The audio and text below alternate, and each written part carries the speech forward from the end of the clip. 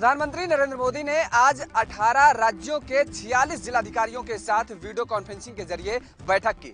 इस बैठक में कोरोना को लेकर के चर्चा की गई और ये पूछा गया कि आखिर उन 46 जिलाधिकारियों ने कौन सी रणनीति अपनाई जिसके तहत वहां कोरोना के मामले खत्म हो गए हैं या कम हो गए हैं। प्रधानमंत्री ने कहा कि वो जिलाधिकारी जो भी नियम फॉलो करवाए हैं वो उनको संदेश पत्र में लिख करके दे भी सकते हैं ताकि प्रधानमंत्री नरेंद्र मोदी अन्य जिलों में या अन्य राज्यों में भी वैसी सुविधा या वैसी व्यवस्था कराने को लेकर के रणनीति बनाए। लेकिन इस वीडियो कॉन्फ्रेंसिंग के बाद अब एक विवाद शुरू हो गया है। विवाद यह है कि प्रधानमंत्री नरेंद्र मोदी के इस सीधा प्रसारण को लेकर के दिल्ली के उप मुख्यमंत्री मनीष सिसोदिया ने सवाल उठाए हैं। दरअसल मनीष सिसोदिया ने कहा कि जब 10 राज्यों के मुख्यमंत्रियों के साथ प्रधानमंत्री नरेंद्र मोदी ने बैठक की थी, उस दौरान दिल्ली के मुख्यमंत्री अरविंद केजरीवाल ने अपने संबोधन को लाइव प्रसारण कर दिया था, जिस पर सवाल भी उठे और प्रधानमंत्री नरेंद्र मोदी ने बैठक के दौरान ही टोका भी था। हालांकि दिल्ली के मुख्यमंत्री अरविंद केजरीवाल ने फौरन माफी मांगी और उन्होंने कहा कि उन्हें नहीं पता था कि ये प्रोटोकॉल का उल्लंघन हो रहा है। अब मनीष सिसोदिया ने सवाल उठाए हैं कि आखिर लोग कैसे जानेंगे, अधिकारी कैसे जानेंगे या मुख्यमंत्री कैसे जानेंगे कि किस बैठक में कौन से प्रोटोकॉल को पालन करना है और कौन से संबोधन को या कौन से वीडियो कॉन्फ्रेंसिंग के बैठक को सीधा प्रसारण नहीं करना है। वीडियो जर्नलिस्ट हरपाल के साथ योगेश पांडे, ANB न्यूज। कांग्रेस नेता राहुल गांधी लगातार केंद्र सरकार पर हमलावर है और ऐसे में कोरोना वायरस को लेकर वो लगातार हमले भी करते हुए नजर आ रहे हैं। तो यहाँ आज फिर कांग्रेस नेता राहुल गांधी ने केंद्र सरकार पर निशाना साधते हुए ट्वीट किया है। तो यहाँ ट्वीट करते हुए उन्होंने साफ तौर पर कहा है कि आने वाले समय में बच्चों को कोरोना से सुरक्षित करना होगा। तो यहाँ पीडियाट्रिक स्वास्थ्य सुविधाएं, वैक्सीन, इलाज के प्रोटोकॉल अभी से तैयार होने चाहिए और देश के भविष्य के लिए वर्तमान मोदी सिस्टम को नींद से जगाना बेहद ही जरूरी है। और इससे पहले उन्होंने कल भी केंद्र सरकार को आड़े हाथों लेते हुए कहा था कि केंद्र सरकार न केवल कोविड-19 महामारी संकट के प्रबंधन में बल्कि लोगों के साथ खड़े होने में भी विफल रही है। तो उन्होंने यहाँ ये भी कहा कि दूसरी ओर हर ताकत और परोपकार की कई व्यक्तिगत कहानियां हैं और दूसरों की सेवा करने वाले इन नायकों का बहुत बहुत आभार और दुनिया यह देख रही है कि भारत वास्तव में किसके लिए खड़ा है। राहुल गांधी ने सोमवार को ट्वीट कर कहा था कि भारत सरकार न सिर्फ कोविड संकट से निपटने में विफल रही है बल्कि लोगों के साथ खड़े होने में भी नाकाम रही है। कैमरामैन करण मेहरा के साथ साधना मत्रा, ANB न्यूज। हरियाणा के पलवल जिले से एक शर्मनाक मामला सामने आया है, जहां रात के समय 2 युवक एक नाबालिग लड़की के घर में घुस गए। एक युवक ने गन पॉइंट पर 15 साल की लड़की के साथ रेप किया, वहीं दूसरे युवक ने उसकी कनपट्टी पर गन लगा के रखी थी। यही नहीं, आरोपियों ने रेप के बाद किसी को बताने पर जान से मारने की धमकी देकर वहां से फरार हो गए। एक युवक ने उसके साथ रेप किया तो वही दूसरे ने पीड़ित के कनपट्टी पर गन लगाई हुई थी। पीड़ित के परिजनों की शिकायत पर महिला थाना पुलिस ने 2 नवजात आरोपियों के खिलाफ मामला दर्ज कर लिया। फिलहाल दोनों आरोपी पुलिस के पकड़ से बाहर हैं। पुलिस का कहना है कि मामले की जांच जारी है और जल्द ही दोनों युवकों को गिरफ्तार कर लिया जाएगा।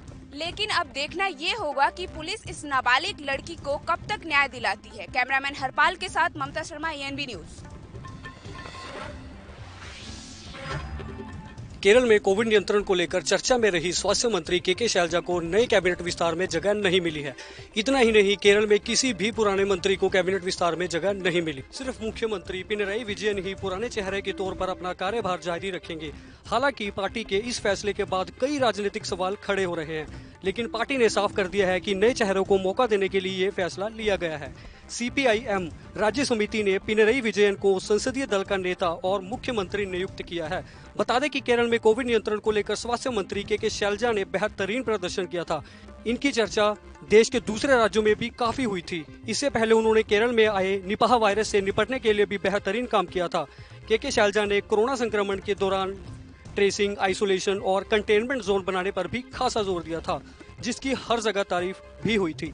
वीडियो जर्नलिस्ट हरपाल के साथ करण मेहरा की रिपोर्ट, ANB न्यूज। प्रदेश के सबसे बड़े जिला अस्पताल की लापरवाहियां इन दिनों लगातार सामने आ रही हैं। ऐसा ही कुछ मामला प्रदेश के सबसे बड़े सरकारी अस्पताल MY अस्पताल का सामने आया है, जहां पर महाराजा यशवंतराव हॉस्पिटल पर एक बच्चे के पैर को चूहों ने कुतर दिया। 22 तारीख को ये बच्चा प्रीमेच्योर पैदा हुआ था, तो नर्सरी में भर्ती है अभी तक। और इसकी कल शाम दोपहर बाद जानकारी आई थी कि ऐसा ऐसा प्रकरण हुआ है, तो तत्काल हमने जांच समिति बना दी है, क्योंकि बहुत गंभीर मामला है। इस तरह का जो हुआ है मामला, तो इसमें किसकी लापरवाही है वो सुनिश्चित की जाएगी और कठोर कार्रवाई की जाएगी। तो इसलिए हमने 3 सदस्यीय जांच समिति बना दी, जिसमें डॉक्टर के अरोड़ा हैं, डॉक्टर अपर्णा शर्मा है और संकेत जैन जो हमारे प्रशासकीय अधिकारी हैं। उन लोगों ने जांच प्रारंभ भी कर दी है और मैंने उनको 3 दिवस का समय दिया। मुझे लगता है उससे पहले रिपोर्ट आ जाएगी और जो जिसकी भी लापरवाही पाई जाएगी इस मामले में, उनके खिलाफ सख्त कार्रवाई की जाएगी। NIS चूहे क्या सर चूहे हैं, इस बात को क्या नकार? नहीं, बिल्कुल नकारने का सवाल ही नहीं है। देखिए क्या है कि जांच समिति जो भी रिपोर्ट देगी, इसमें जिसकी भी लापरवाही होगी, जैसे जो नर्स होगी उसका है या जो एजेंसी जो काम कर रही है पेस्टिसाइड वाला, उसकी जिसकी भी लापरवाही है, आप मान के चलिए कि इसमें बहुत गंभीरता पर लेते हुए इसको बहुत सख्त कार्रवाई की जाएगी। जी हाँ, हम आपको बता दें, लगातार अगर बात करें कोरोना काल की भी बात करें और उसके पूर्व की बात भी करें, तो लगातार MY अस्पताल इंदौर की लापरवाहियां सामने आ रही थी। ऐसा ही कुछ मामला प्रदेश के सबसे बड़े अस्पताल MY अस्पताल इंदौर की एक बार फिर सामने आई, जहां पर एक नवजात शिशु के पैर को चूहों ने कुतर दिया। जब मामला परिजनों को पता चला और परिजनों ने हंगामा किया, तब जाकर प्रशासनिक अमला वहां पर जागा। हॉस्पिटल प्रबंधनों ने इसके बाद एक जांच की टीम भी बैठाई है, लेकिन ज्ञात हो कि इसके पहले भी कुछ दिन पूर्व की ही बात करें तो वहां पर एक बच्चे का पैर इसके पहले भी झुलस गया था। तो इस कदर लगातार प्रदेश के सबसे बड़े अस्पताल MY में लापरवाहियां सामने आ रही हैं। ऐसा ही कुछ मामला प्रदेश के सबसे बड़े अस्पताल MY अस्पताल पर सामने आया है, जहाँ पर एक नवजात शिशु को एक माँ ने जन्म दिया था, जिसे वार्मर पर रिजर्व के लिए रखा गया था, जहां पर प्रबंधन की लापरवाही के चलते बच्चे के पैर को चूहों ने कतर दिया। जब बच्चे की मां वहां पर पहुंची तो बच्चा खून से लथपथ था, जिसको लेकर जब परिजनों ने हंगामा किया तो मामला तूल पकड़कर देख अस्पताल प्रबंधन ने उन्हें समझाइश देते हुए फिलहाल प्लास्टिक सर्जरी की बात भी कही है। लेकिन लगातार ऐसी लापरवाहियां अगर प्रदेश के इस कदर सबसे बड़े अस्पताल MY में लापरवाहियां सामने देखने को आएंगी तो कहीं ना कहीं एक चिंताजनक स्थिति है। अगर ज्ञात करें पूर्व वर्ष 2015 की भी बात करें तो जहां वर्ष 2015 में करीब 1.5 करोड़ लागत से चूहों को मारने के लिए इसका बजट रखा गया था, लेकिन अभी भी यह समस्या से निजात नहीं पाई और एक बार फिर हॉस्पिटल प्रबंधन की लापरवाही के चलते एक नवजात शिशु का पैर चूहों ने कुतर लिया। फिलहाल इस पर अब हॉस्पिटल प्रबंधन ने जांच बैठाई है। NB न्यूज के लिए इंदौर मध्य प्रदेश से गणेश तिवारी की रिपोर्ट। डॉक्टर तूफान की तबाही का मंजर आप इस तस्वीरों से लगा सकते हैं कि इन तस्वीरों को पीछे आप देख पा रहे हैं कि लगातार मुंबई पुलिस रास्तों को खाली करने में लगी है। यह तस्वीर है मुंबई के आर्य कॉलोनी की, जहां पर देर रात से ही मुंबई पुलिस लगातार पेड़ों की कटनी कर रही है। लेकिन दूसरी तरफ आप बता दें कि मुंबई पुलिस ने KDCP जोन 12 ने ही ये कटर मशीन मुहैया करवा के दिया है। वहीं दूसरी तरफ जो तस्वीरें हैं वो दिखाती है कि किस तरह से मुंबई पुलिस पूरी जिम्मेदारियों के साथ लगातार काम कर रही है। आपको बता दें कि डॉक्टर तूफान की तबाही को लेकर जिस तरह से मुंबई महानगर पालिका, NDRF की टीम, मुंबई पुलिस की टीम लगातार काम कर रही थी, इस बीच तमाम लोगों के कॉल्स आ रहे थे कि किस तरह से मुंबई में लगातार पेड़ गिरते हुए नजर आ रहे थे, रास्ते बंद हो रहे थे। उसको लेकर मुंबई पुलिस आज देर रात से ही लगातार पेड़ों की कटनी कर रही है। हालांकि अब तक ये कटनी नहीं हो पाई है, इसलिए लिहाजा मुंबई पुलिस अभी भी उन रास्तों को खाली करवा रही है जो रास्ते किसी न किसी तरह से संचालित होते थे। यह आर्य कॉलोनी का इलाका है जहां अक्सर देखा जाता था कि लोग यहां आते थे, लेकिन इसके आगे भी कई पेड़ ऐसे हैं जो गिरे पड़े हुए हैं, उसको अभी तक काटा उठाया नहीं गया। लिहाजा मुंबई पुलिस खुद इस पूरे मामले में लगकर पेड़ों को उठाई रही है। दूसरी तरफ तस्वीरें आपको दिखाएंगे कि किस तरह से लगातार जो है इस JCB मशीन द्वारा पेड़ों को हटाया जा रहा है और किस तरह से पूरी जानकारी इसके लिए यहाँ की स्थानीय आर्य पुलिस के सीनियर PI नूतन पवार जी हमारे साथ हैं। मैडम, लगभग कितने पेड़ों को यहाँ उठाया गया है और किस तरह से कब से आप लोग लगे हुए हैं? कल के जो तूफान की वजह से आर्य कॉलोनी में 2 से ज़्यादा पेड़ उखड़ गए ज़मीन से और उसके वजह से कई घर का भी नुकसान हुआ है और जो आने जाने के रास्ते हैं वो भी ब्लॉक हो गए। ये जो न्यूजीलैंड हॉस्टल का रास्ता है, ये रात के अंधेरे की वजह से हम लोगों ने यहाँ से काम नहीं कर पाए थे, लेकिन पूरा आर्य रोड में जितने भी पेड़ गिरे थे वो सब हमने कल ही वहाँ से उठाकर रास्ता क्लियर कर दिया। मुंबई जोन 12 में देखा गया कि अक्सर कई पुलिसकर्मी देर रात से ही लगातार पेड़ों की कटनी कर रहे हैं और महिलाएं पुलिस भी उसमें आगे अग्रणी है। ऐसे में आपके यहाँ भी सबसे अच्छी तस्वीरें आई थी कि जेसीबी पे चढ़ के और फिर तमाम चीजें जो लगातार कर रही हैं। कितने पेड़ों को लगभग काटा गया होगा? कल हमने आर्य रोड से कम 30 पेड़ हमको निकाला है और वो भी रास्ते में अगर कहीं पे आने जाने में दिक्कत हो रही है तो वहाँ से हम लोगों ने खुद लकड़ी काट के और रास्ता क्लियर किया। सबसे आम सवाल कि मुंबई पुलिस ने पूर्वानुमान को देखते हुए जेसीबी और कटर मशीन खुद पुलिस ने मुहैया करवाई है। कटर मशीन आज बीएमसी ने और आर्य प्रशासन ने लेके आए हैं, लेकिन कल थोड़ा सा प्रॉब्लम था तो बारिश की वजह से हुआ शायद। तो जब बारिश होता है तो इलेक्ट्रिक का वो काम नहीं करता। तो जाहिर तौर पर आप देख पा रहे हैं कि किस तरह से मुंबई पुलिस के सीनियर पीआई उदन पवार ने बताया कि लगातार जो है पेड़ों की कटनी की जा रही है। लिहाजा जिस तरह से उम्मीद लगाई जा रही थी कि महानगर पालिका के या फिर यहाँ के स्थानिक सीओ जो राठौर है उनके लोग यहाँ पर आएंगे और उनकी मदद करेंगे, लेकिन फिलहाल कोई दिखाई नहीं दे रहा। लेकिन मुंबई पुलिस लगातार देर रात से अब तक करीब 200 से ज्यादा पेड़ों की कटनी कर चुकी है और आगे भी इसी तरह से काम करती रहेगी। कैमरा पर्सन विनय सिंह के साथ मैं सोनी, एनबी न्यूज, मुंबई। मुरादाबाद जनपद के डिलारी थाना क्षेत्र के मुस्तापुर गांव में आज उस समय अफरा तफरी का माहौल बन गया था जब दो भाई तरबूज की पलेज रखाने के लिए अपने खेत पर जा रहे थे। जैसे ही तरबूज की पलेज के खेत पर पहुंचे, अचानक से तेंदुए ने दोनों भाइयों पर हमला कर दिया। जैसे ही एक भाई ने तेंदुए का हमला देखा तो उसने शोर मचाना शुरू कर दिया। जैसे ही शोर की आवाज़ ग्रामीणों ने सुनी तो भारी तादाद में ग्रामीण इकट्ठे हो गए। ग्रामीणों को इकट्ठा देख तेंदुए ने फिर से ग्रामीणों पर हमला कर दिया, जिसमें दो तेंदुओं ने करीब 1 दर्जन के करीब लोगों को अपना शिकार बना लिया और उन्हें बुरी तरह से काट खाया। मौके का मुआयना किया हमने, स्टाफ को कल भी कॉम्बिंग किए थे, जो है कल थोड़ा देर रात हुई थी। उसके बाद हम लोगों ने सुबह 5:30 बजे से शुरू किया और पूरे एरिया को हमने कॉम्बिंग किया। तो हमने इसका पदचिन्ह को देखा तो वो ये जो नदी है रामगंगा नदी, इसको क्रॉस कर गया है और दूसरे साइड में मिला। तो वहाँ एक वन विभाग का पहले से जंगल प्लांटेशन किया गया था, वो जंगल हो गया, उस साइड में चला गया है और वो गांव से बहुत दूर है, इधर आसपास में कोई गांव नहीं है। अच्छा सर, ये जो प्रशासन या वन विभाग की तरफ से कितने लोग जो घायल हुए, इनको कुछ मदद का आश्वासन दिया गया है? नहीं, अभी तो ऐसा प्रथम तो अभी नहीं किया गया। जो उनको जो सीवियरिटी होगा, जो गंभीर रूप से घायल होंगे, उसके अनुसार उस पर कार्रवाई की जाएगी। वो मेडिकल की रिपोर्ट जो डॉक्टर की रिपोर्ट आएगी उसके आधार पर होगी। मौके पर पहुंची वन विभाग की टीम ने घायलों को अस्पताल में भर्ती कराया है और उनका उपचार चल रहा है। बताया जा रहा है अभी 4 की नाजुक हालत है और जो कम चोटिले हैं उनका उपचार सही तरीके से करा करके उन्हें घर रेफर कर दिया गया है। क्षेत्र में अभी तेंदुए का खौफ है और वन विभाग टीम वहां पर अलर्ट कर दी गई है। जैसे ही अगर तेंदुआ दिखता है तो वन विभाग की टीम द्वारा उसको पकड़ लिया जाएगा। लेकिन अभी तेंदुए का खौफ इस तरह है कि गांव में कोई भी व्यक्ति तेंदुए के डर से घर से निकलना पसंद नहीं कर रहा है। अपने सहयोगी नबी अहमद के साथ ANB न्यूज, बाजिद अली, मुरादाबाद।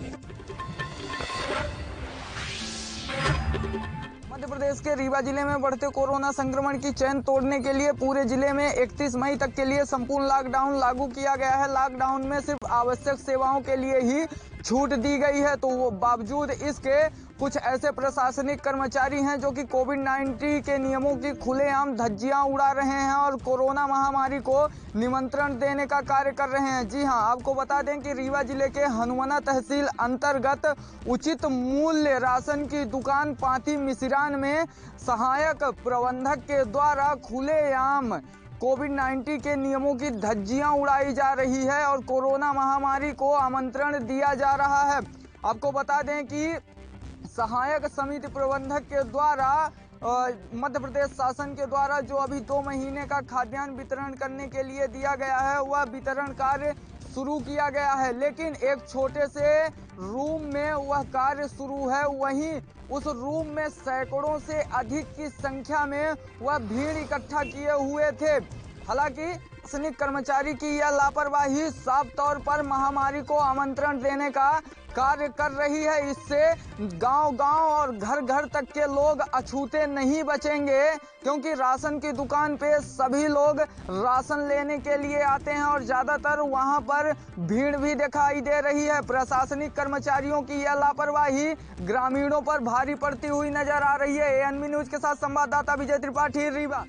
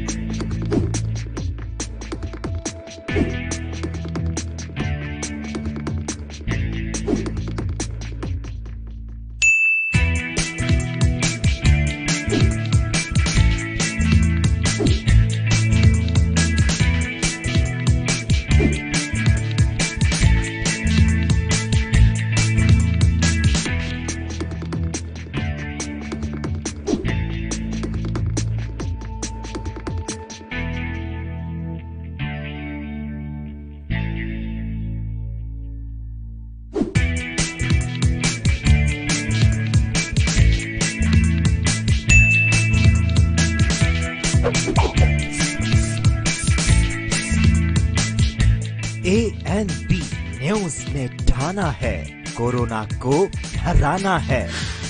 आपके हित में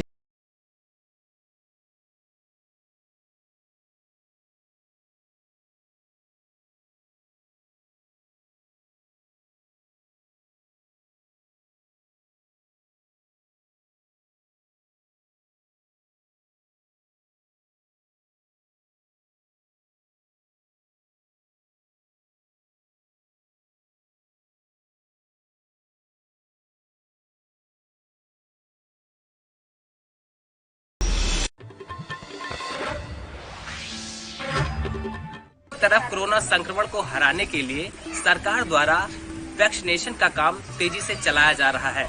वहीं अगर हम धर्म नगरी अयोध्या के सोहावल तहसील के तहसीलपुर ग्राम सभा की बात करें तो गांव की ग्रामीण महिलाओं ने एकत्र होकर कोरोना वायरस को हराने के लिए अनोखा तरीके से पूजा अर्चन किया। आपको बताते चले कि जिस तरीके से कोरोना का कहर काफी तेजी से अपना पैर पसार चुका है और लोगों की आर्थिक स्थिति भी काफी कमजोर होती नजर आ रही है और काफी लोगों की कोरोना के चलते मौत भी हो गई है, जिसको लेकर के ऐसी सारी दिक्कतों को देखते हुए ग्रामीणों की महिलाओं ने काली माता मंदिर पर जाकर विधिवत रूप से पूजा अर्चन किया और काली माता के स्थान पर ग्रामीणों की भारी संख्या में महिलाओं ने लपसी और पूड़ी बना करके माता जी को चढ़ाया। इनका मानना है कि हर वर्ष पूजा अर्चन करने से गांव में किसी प्रकार की भी समस्याएं नहीं आती हैं, जिसको लेकर ग्रामीण की महिलाओं ने पूजा अर्चन के साथ साथ पूरे देश नहीं पूरे विश्व में कोरोना वायरस को हराने के लिए विधिवत तरीके से पूजा अर्चन किया गया। वीडियो पर्सन मोहित के साथ Gaurav Mishra, NB news channel Ayodhya. लगातार चल रहे लॉकडाउन के कारण कुरुक्षेत्र में कोरोना मामलों में गिरावट आनी शुरू हुई है, लेकिन इसके साथ साथ एक नई बीमारी ब्लैक फंगस ने लोगों को अपनी जकड़ में लेना शुरू कर दिया है। ब्लैक फंगस को लेकर के जब हमने डॉक्टर से बात की तो उन्होंने साफ शब्दों में कहा कि कुरुक्षेत्र के अंदर अभी तक ब्लैक फंगस का कोई भी मामला सामने नहीं आया है। सरकार के द्वारा एक प्रॉपर एडवाइजरी इसके बारे में जारी कर दी गई है, जिसमें इंजेक्शन एम्फोटेरिसिन भी एडवाइस किया गया और जिस केस को कोई मिलता है ऐसा फंगस इसमें डायग्नोज होता है तो उसके लिए इंजेक्शन जो सरकार की तरफ से उपलब्ध हो वो दिए जा सकते हैं। और इसके लिए भी एक स्टेट लेवल की कमेटी बना दी गई है, जिसमें जो डिमांड आएगी सिविल सर्जन के पास आती है वो स्टेट लेवल को हम भेज देंगे और स्टेट लेवल की कमेटी उसको पास करके वो ऑफिस से भेज देती है और वो इंजेक्शन उस पर्टिकुलर अस्पताल को सप्लाई करते हैं। क्षेत्र के अंदर कोई आया ब्लैक फंगस का मामला? नहीं, अभी तक कोई रिपोर्टेड नहीं है। अभी इस पर काफ़ी काम कर रहे हैं, देख रहे हैं कि अगर उसको किस तरह से डिवाइस किया जाए, इसको डायग्नोसिस करें। हमारे प्राइवेट हॉस्पिटल्स हैं, उनको गवर्नमेंट हॉस्पिटल को हमने अपने डायरेक्शन दे दी है, सारी सप्लाई कर दी है, ताकि वो अपनी जगह नज़र रखें, कोई ऐसा केस मिले उसको टेस्ट भी करवाएं, उसको मेडिकल कॉलेज में हम सैंपल दे सकते हैं उस केस में, ताकि फंगस का पता लग सके और उसको ट्रीटमेंट अकॉर्डिंगली किया जा सके। लेकिन एहतियात के तौर पर टीम गठित कर दी गई है ताकि इस प्रकार की बीमारी का सामना आसानी से किया जा सके। ANB न्यूज के लिए कुरुक्षेत्र से गुरुदेव सिंह गिल की रिपोर्ट।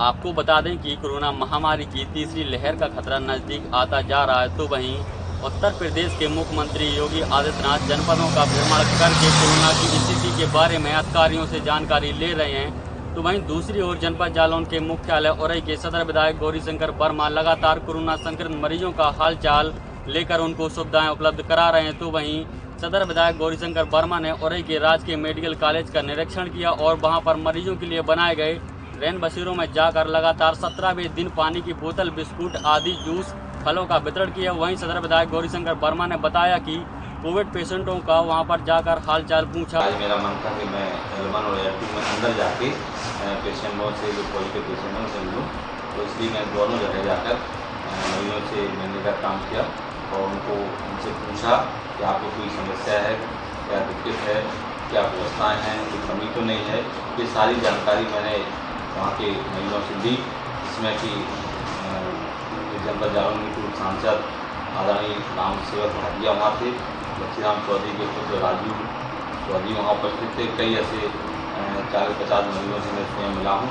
मिलने के बाद उनसे हालचाल पूछा और डॉक्टरों को निर्देशित किया कि इनको हर समय ऑक्सीजन यहाँ उपलब्ध हो, इनको दवाई उपलब्ध हो और एक एक घंटे में इनसे पूछा जाए कि आपको कोई प्रॉब्लम तो नहीं हो रही। किसी ने कहा मुझे जलन हो रही, किसी ने कहा मैं 18 दिन से हूँ, किसी ने कहा 13 दिन से हूँ।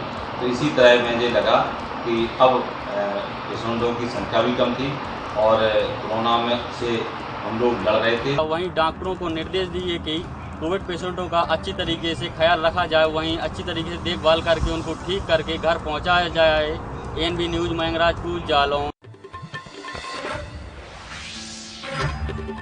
मथुरा जनपद में कोरोना वायरस अब पूरे पैर पसार चुका है। वहीं मथुरा के वृंदावन में महिला सदन में करीब 32 महिलाओं की कोरोना पॉजिटिव रिपोर्ट आने से पूरे जनपद में हड़कंप मच गया है। वहीं स्वास्थ्य विभाग जो अलर्ट हो गया है, वहीं महिला के संपर्क में जो भी लोग आए हुए हैं उनकी जांच करने में जुट गया है। वहीं मथुरा में अब तक करीब 200 से ऊपर लोगों की मौत हो चुकी है और प्रशासन के द्वारा बार बार लोगों से अपील की जा रही है कि वो 2 गज की दूरी बनाएं, मास्क लगाएं। कोरोना से बचने का एक यही इलाज है। 14 तारीख को रासबिहारी सदन में सैंपलिंग हुई थी, जिसमें 42 माताएं में से 31 माताएं पॉजिटिव आज निकली हैं। इन माताओं में अभी बुखार या किसी ढंग का खांसी, किसी ढंग का लक्षण नहीं है। स्वास्थ्य विभाग को सूचित कर दिया है, क्योंकि 10 ही माताएं और बचेंगी जो पॉजिटिव नहीं है, तो उनको अलग कर दिया गया है। शेष माताओं को वहीं रख करके और स्वास्थ्य विभाग से किट उनको दी जा रही है, दे दी जाएगी। स्वास्थ्य विभाग ने कहा जो माताएं सीरियस होती हैं उनको अस्पताल में भेजा जाएगा। और उसके बाद भी मथुरा जनपद के लोग इस बीमारी को गंभीरता से नहीं ले रहे हैं। उसके बाद भी वो भीड़ वाले इलाके में निकल रहे हैं। प्रशासन के बार बार अपील कर रहे हैं। उत्तर प्रदेश के मुख्यमंत्री योगी आदित्यनाथ भी बार बार अपील कर रहे हैं, उसके बाद भी लोग जागरूक नहीं हो रहे हैं। मथुरा से रिंकू शर्मा, ANB न्यूज। मिर्जापुर जनपद के विंध्याचल में करीब 300 करोड़ की लागत से मुख्यमंत्री विंध्य कॉरिडोर का कार्य तेजी पर चल रहा है। हालांकि कोरोना काल की वजह से इस कार्य में थोड़ा धीमा पड़ गया था, लेकिन प्रशासन द्वारा इस कार्य को तेजी से कराया जा रहा है। वही निरीक्षण करने पहुंचे मंडलायुक्त ने कहा कि विंध्य कॉरिडोर का कार्य तेजी से कराया जा रहा है। कार्य तो देखिए लगातार चल ही रहा है। अभी पहला चरण में दूसरे चरण में जितनी हमको रजिस्ट्रीज करानी थी, उनमें 90% से ज़्यादा रजिस्ट्रियाँ हो गई हैं और उनका ध्वस्तीकरण का कार्य चल रहा है। क्योंकि कोविड की दूसरी लहर काफ़ी तेज़ी से आ गई थी, उसमें थोड़ा सा काम हमारा ध्वस्तीकरण वाला प्रभावित हुआ है, लेकिन इसको हम बहुत जल्दी कवर कर लेंगे और प्रयास ये रहेगा कि महीने भर के अंदर जितना भी ध्वस्तीकरण होना है उसको पूरा कर लिया जाए और इसके आधार पर आगे की डिजाइन बन रही हैं और उसके बाद इसका जो वास्तविक स्वरूप है वो भी बहुत जल्दी ही कार्य होना शुरू हो जाएगा। माना जाए सर कि भव्य मंदिर और बनेगा, ऐसा विश्वास है, निश्चित बनेगा। वहीं स्थानीय लोगों का कहना है कि विंध्याचल थाना के इलाके में जहां भी कार्य ध्वस्तीकरण का कराया जा रहा है, मलबा गलियों में बिखरा पड़ा हुआ है, लोगों को आने जाने में काफी मुश्किलों का सामना करना पड़ा। मिर्जापुर से एनबी न्यूज संवाददाता रामकुमार सिंह।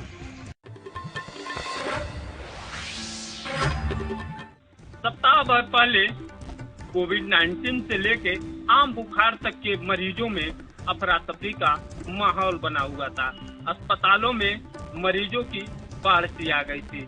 सामुदायिक स्वास्थ्य केंद्रों से लेकर जिला चिकित्सालय तक मरीजों की संख्या लगातार बढ़ रही थी, जिसकी वजह से न अस्पताल में बेड उपलब्ध हो रहे थे और न ही इलाज के लिए डॉक्टर। जिलाधिकारी यश राज लिंगम ने कोविड के दूसरे लहर को देखते हुए बेहतर जो है प्रबंधन व्यवस्था शुरू की। जो जिला मुख्यालय पे महिला चिकित्सालय है 100 बेड का, उसको कोविड अस्पताल में तब्दील कर उसमें 200 बेड की व्यवस्था कर आईसीयू वार्ड, वेंटिलेटर और बेहतर जो है व्यवस्था कर इलाज शुरू कराया, जिसका नतीजा यह रहा कि यहाँ जनपद में मरीजों के बेहतर इलाज होने से जो स्वास्थ्य व्यवस्था लचर हो चुकी थी वह जो है पटरी पे लौट आई। जिलाधिकारी यश राज लिंगम ने एएनबी न्यूज से बात करते हुए बताया कि जो बेहतर व्यवस्था है, गांव लगातार जो है कोविड को लेके मीटिंग लगातार की जा रही थी। इसके लिए जो है ऑक्सीजन सिलेंडर की कमी न हो तो राजस्व कर्मियों को जो है लगाया गया था। जिस अस्पताल में जितनी जो है ऑक्सीजन की मांग थी उस हिसाब से वहां भेजवाया गया। ऑक्सीजन की जो है कहीं किसी अस्पताल में कमी नहीं है।